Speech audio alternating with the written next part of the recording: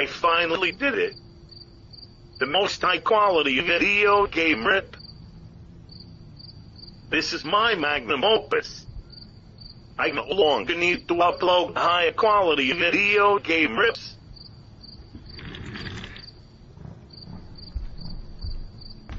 I haven't slept for so long, I forgot what dreams were like.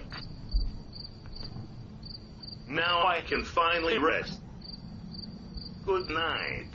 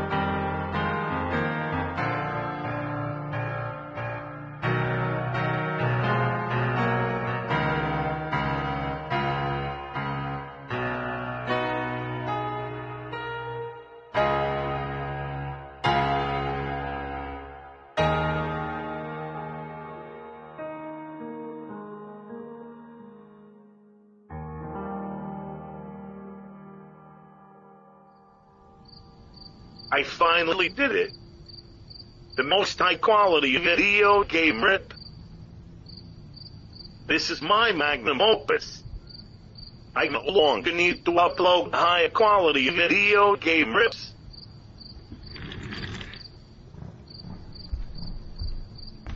I haven't slept for so long, I forgot what dreams were like.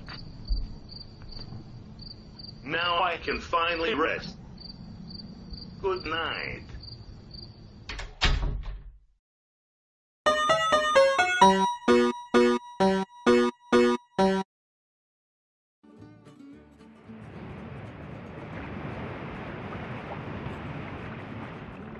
My interest in the ocean was sparked early on by the undersea world of Jacques Cousteau, which aired on television in the 60s, and no one had ever seen anything like that, I think, before he had started doing those specials, and it was just like landing on the moon for me. So after college, I got a job at what was called the Orange County Marine Institute, and now is known as the Ocean Institute in Dana Point, California. Harry Helling, the director, asked me to do a comic book about tide pool ecology. And so I came up with this idea of doing this comic book called The Intertidal Zone.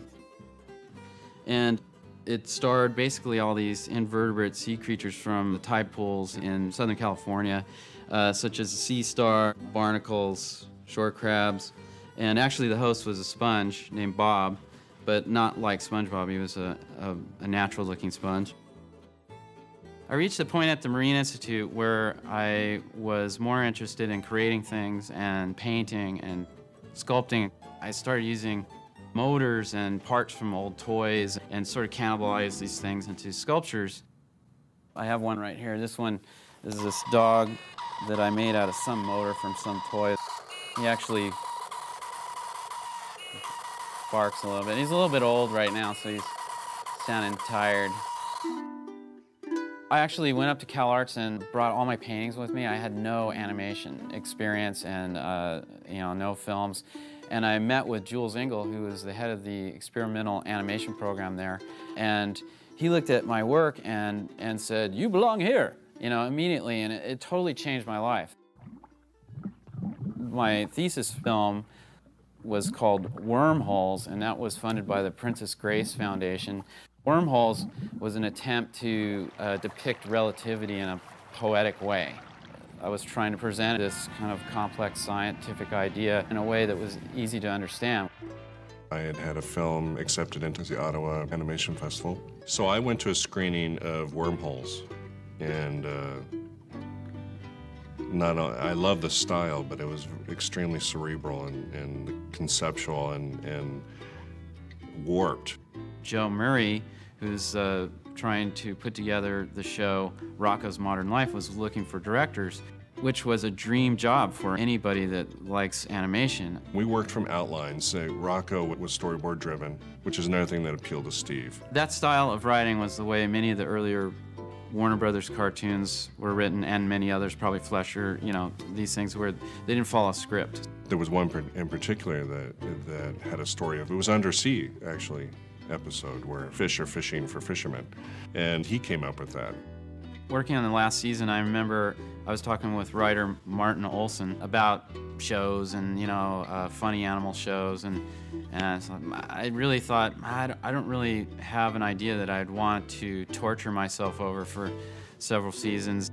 And then Martin was looking at the intertidal comic that I had, and he said, "What, are you crazy? This is your show right here."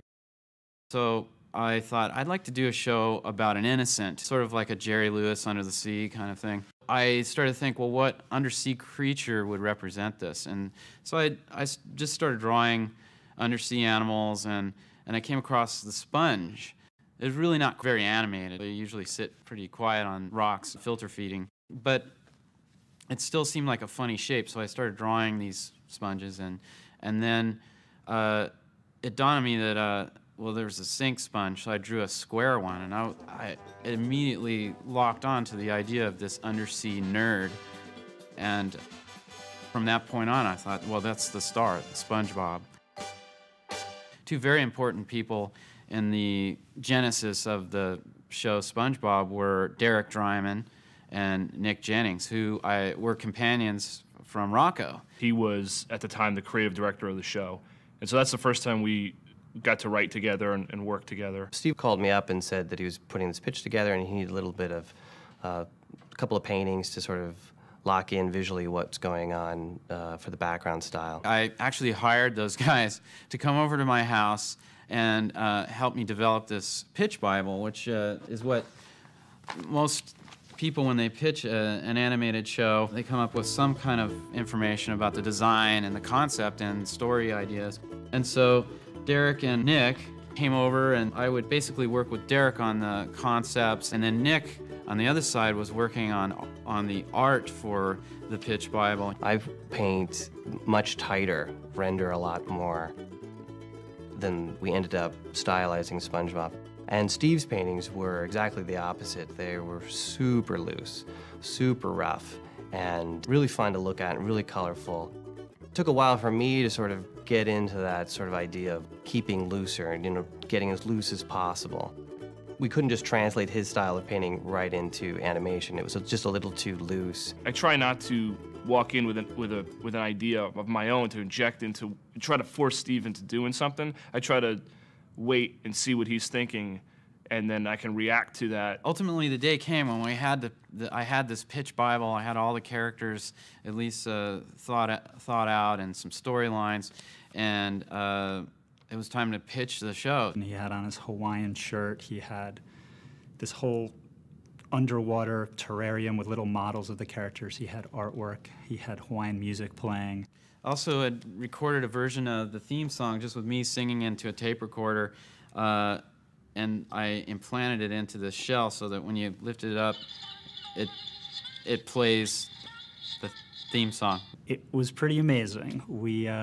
I'd say one of the cardinal rules when you're pitching is to just get people in the room to laugh, get their attention, get them excited. I guess I was just trying to do anything to make them think this is weird and let's take another meeting. I think one of the most amazing things about his initial pitch, after all of the funny stuff, he had character descriptions and an overview of the world that it was so complete. He knew who his characters were. It was amazing. And if you look back now, all these years later, it's all there in the original documents. I loved the idea that he was a marine biologist in a former life, you know, that he studied marine biology. That was a big thing because it was like, well, who's going to know this world better than somebody that's actually interested in this world? I was like, let's just do it. I don't know what this sponge is, but let's do it. They decided to give us money to write a storyboard, and you know, let's see what happens with this. So we had 2 weeks to write the pilot episode. And I came into the room, and there up on the wall was these extraordinary storyboards everywhere. And Steve and his team were there, and they put on a performance which I wish I had on tape. He started to pitch the show, and it was like, oh my God, this guy is good. You know, he is funny. He was doing all the voices. He was doing the sound effects. They were laughing. You know, it went really well. And so it was stressful because we knew that was the decision. He acted out every character. He made voices, and the other people came in and chimed in with their voices, and he pointed to the boards, and the kineticism of the boards itself, even in the action sequences where he goes, it bounces off here and off here and off here and bounces there, and he goes here and he goes there and he slaps there, and every sound, you could almost hear every sound effect. So me and Steve and Nick were waiting in the room, and they just walked out, and it was like 5 minutes, you know, and we were worried. We thought it would take weeks. The only reason after the pilot pitch that we took a few minutes to step outside is that we were exhausted from laughing, and we really just had to calm down and figure out the right way to, you know, to just tell him to go ahead, because we wanted to have some modicum of control of the process. The door opened and Albie walked in. He's like, "Okay, it was great. Let's do it."